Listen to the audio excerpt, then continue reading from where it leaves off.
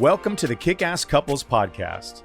This is the place where we help committed couples who want to level up their marriage experience newfound clarity, hope, and confidence. We're Matthew and Kim, co-hosts and husband and wife. In 26 years together, we've seen a lot and never thought it could be as good as it is right now. We're here to help you successfully navigate the messy, dirty, and wonderful world of marriage. We believe all couples deserve and are capable of experiencing an extraordinary and fulfilling marriage. And each week, we're bringing you life lessons from real-life successful couples to help you grow and strengthen your relationship. We'll get started right after this message. If you want to learn how to experience the best, most fulfilling year of your marriage, we invite you to order Matthew's new book, Kickass Husband, Winning at Life, Marriage, and Sex. You can get it at Amazon.com or visit Matthew's website, www.matthewphoffman.com. Again, that's Amazon.com or www.matthewphoffman.com. And now, back to the show. Welcome back to the Kickass Couples Podcast. Today's episode brings us the Kickass husband and wife duo, Steph and Brandon Tuss, who took their love of teaching and forged an unbreakable bond together as successful business partners and best friends for life. Steph Tuss is the CEO of multimillion-dollar global consulting company Life Is Now, Inc. Steph discovered her love for teaching at a young age, beginning her career as an educator. She has a master's degree in holistic nutrition and has her own practice to help families. She hired David Neagle and his team at Life Is Now as her health practices business coach. She sold her business at the age of 33 and joined Life Is Now as the director of sales in 2009 before taking the CEO role on in 2016. Brandon Tuss is the director of podcasting for Life Is Now, whose show, The Successful Mind Podcast, helps people gain clarity around what it takes to adequately shape their minds and crush it in both life and business. Brandon started off with a successful career as an elementary school teacher, but was later led to find his true calling in the self-improvement industry. Over the last decade, he has continued his mission to help others. They took their common love of teaching, education, and empowering others and have built a deep and abiding relationship that has made them better together forever. In today's recap edition episode, Kim and I will share our key takeaways from our interview with this dynamic couple. We'll break down concepts, relationship qualities, and key pillar points that they've used to build their rock-solid relationship that will stand the test of time.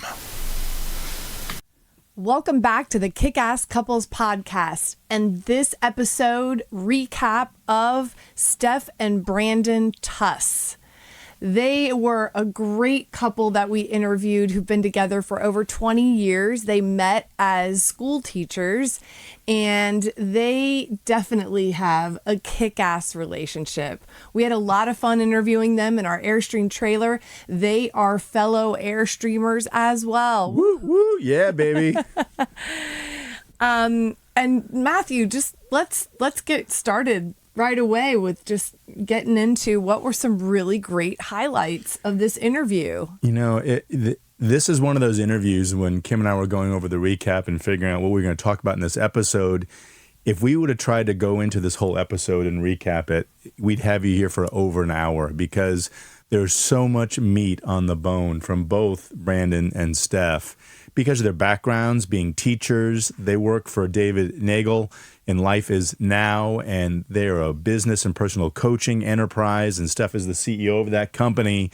And man, she's a self-help junkie, I think she said. She did. Which really makes her introspective and sensitive to walking the talk. And I love that about both of them, and they shared so many good things. And kind of my first point that I got out was when they were talking about their background and what love looked like, Kim, when they were coming up, and they both had some experiences that made them probably look to more what they didn't want based on their families of origin. They had some good, and they were grateful for what they had. Steph came out from a pretty her dad was an alcoholic until she was 16, and there's a lot of dependencies around that.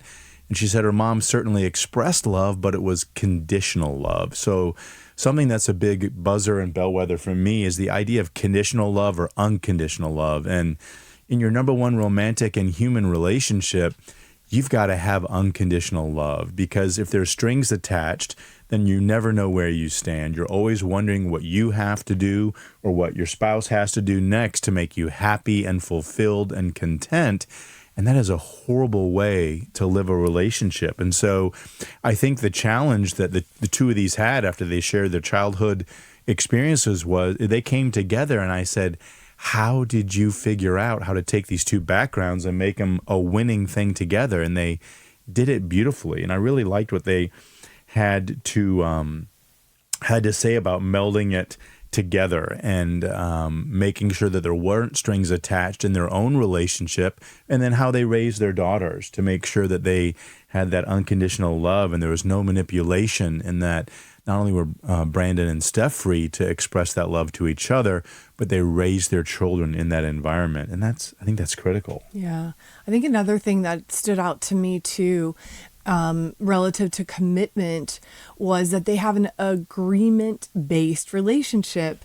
And that's one of the first, I think, that we've heard this term. And they said, we say, how about we agree that if you say this to me again, you could approach me in this manner. How about we make an agreement that if this happens, we're going to do this instead. Everything that they did when they were working through something was an agreement base. Right. Yeah. And I love that because it's agreements that change based on circumstance and situation, right?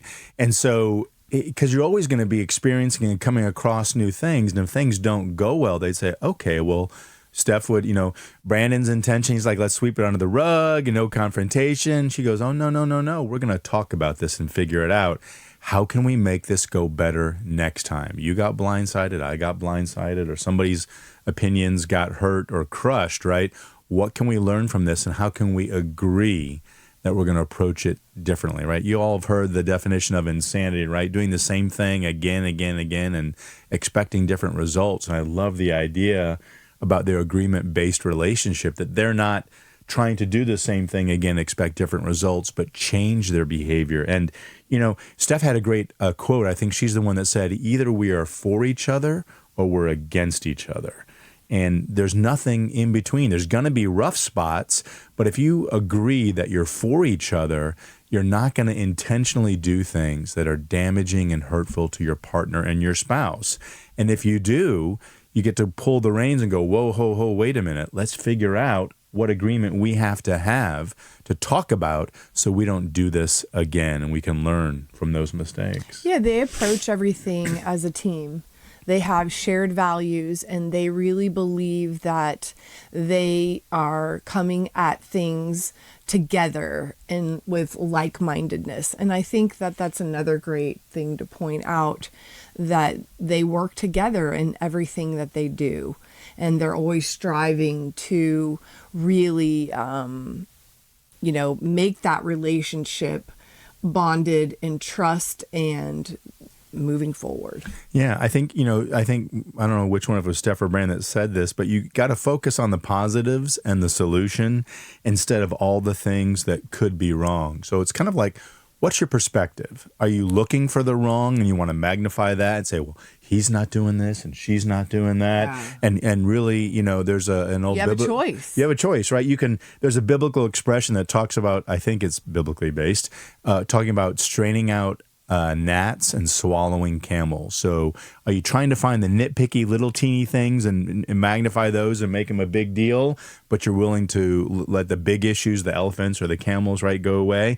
Or are you just looking for the good and trying to magnify that and make that the reality you have in your relationship? And she gave a great example with a pair of socks. You walk through a room, you see a pair of socks sitting on the ground, you can make the choice to pick up the pair of socks and put them where they belong. Or you can make the choice to say, gosh darn it, socks on the floor again, that jerk, why does this always happen? And just really focus on what an awful person he is because he left socks on the floor. So you have a personal choice that you make, and you also have a personal responsibility of how you choose to react. No doubt. And I think that it's what's your focus, right? And there's things that are perpetual, and there's issues that you may not be able to solve, and you have to have a decision about what are you going to focus on and what are you going to look at. And you've probably if this is your first time listening to our podcast, you may not have heard it, but if you listen to another episode, you got to look at your partner and their body of work, everything they've done, not one isolated incident, and say, for the majority of the time, I call it the 80-20 rule. If 80% of the time they're doing it right, then you really don't have a cause to pick. If it's more like 50-50 or 60-40, then maybe it's time to have a conversation and let them know how you feel about that. But we want to focus on the good and make that our reality instead of those small irritants that seem to really not be that relevant or important. And they're committed to getting it right. That is one thing that they said during the interview is we are committed to getting it correct. And, we are always bettering our best. And I love that mantra that their family mantra. Within their home. We're always bettering our best. And I think that that's a great mantra to live by. It is. And, if your mentality is how can we do it better? And we're talking degrees, when someone like your coach in high school sports, you go, I want you to give me 110%, right? You can have, if you do 4 or 5 things, 1 or 2% better, it's going to be A, realistic, and B, have a significant impact. So they never rest on their laurels, whether it's the relationship between the two of them or having the example. I think Steph talked about when one of their daughters would do something wrong and they go, okay, here comes the talk. And Steph would say, all right, let's get down in here now. What can we learn from this? What are we going to take away? Yeah. And she said, oh, my girls are going to roll their eyes when they hear this episode because she looks at every conflict or every challenge. It's just an invitation. It's an opportunity to make their better best. When it comes to creating a kick-ass marriage, do you ever wonder what you could be doing better? Have you ever thought how helpful it would be to be a part of a like-minded community of other imperfect couples who want to level up in their number one relationship? Come visit Kickass Couples Nation, where you can talk with people just like you who are looking for ways to invest in and increase their joy, commitment, and fulfillment in their most important human relationship. You'll have access to a team of licensed marriage therapists, coaches, articles, podcasts, live webinars, and more. Just visit MatthewPHoffman.com so you can learn more about a community that's ready to help you level up. That's MatthewPHoffman.com so you can become of the growing Kick-Ass Couples Nation right now. Absolutely. So I love that too. One of the other things, Kim, that I really liked, I think Brandon talked about this. He said that they had done a workshop in their company together, and there was something they called the J curve. And if you think of a J, right, it's got a curve on the bottom, then it goes high.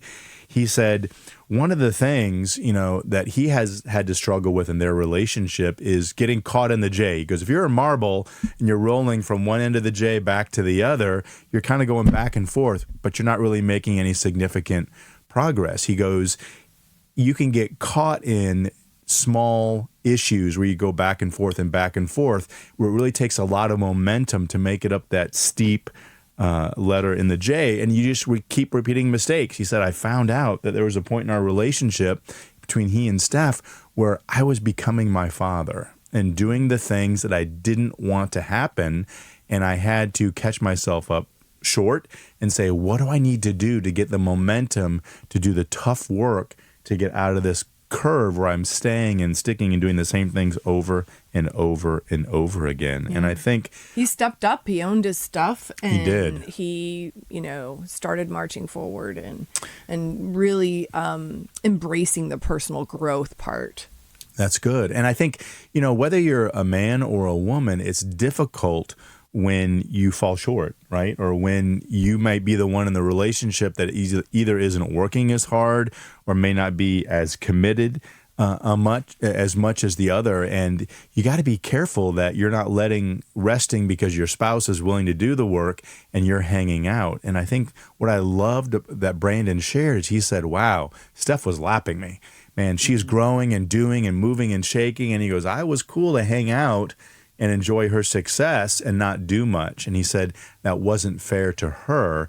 And he said he would really examine what his role was and what her role was in the relationship. And that's another question, Kim, that kind of led into communication, I think, a little bit that I love that they shared with us is because they work together in the same company, and technically Steph is the CEO, you know, they'd have to clarify their roles with each other when they're talking and say, okay, is this a husband-wife thing? Is this a friend thing? Is this a coworker or is this a boss?